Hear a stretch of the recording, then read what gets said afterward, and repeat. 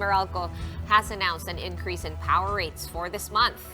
And what with the extreme heat, consumers are trying to find ways around this. Shaila Francisco with the rest of that story.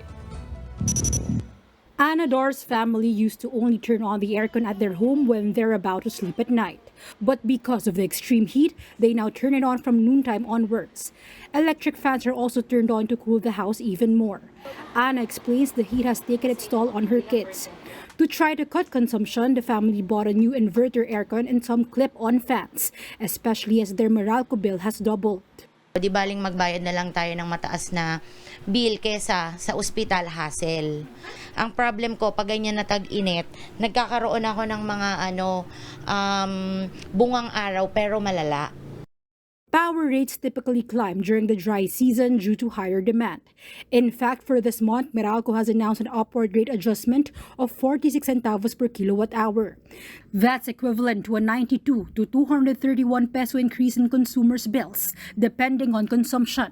Meralco attributes this to higher generation charges or the cost of producing electricity.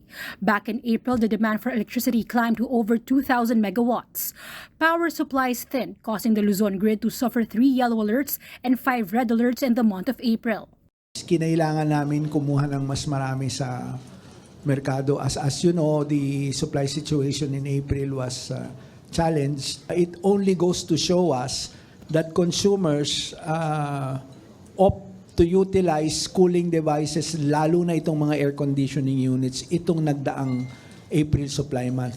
1,000 air conditioning units sold per day. Meralco says power rates could increase again next month if demand continues to climb. And that appears to be the case because just today the Luzon grid has been placed under yellow alert again due to thinning reserves. The grid's yellow alert status is in place for up to 6 hours. Yellow alert has also been issued over the Visayas grid, also effective for 6 hours today.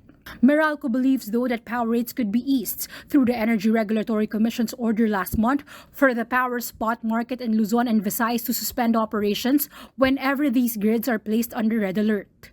Shaila Francisco, We Are One News.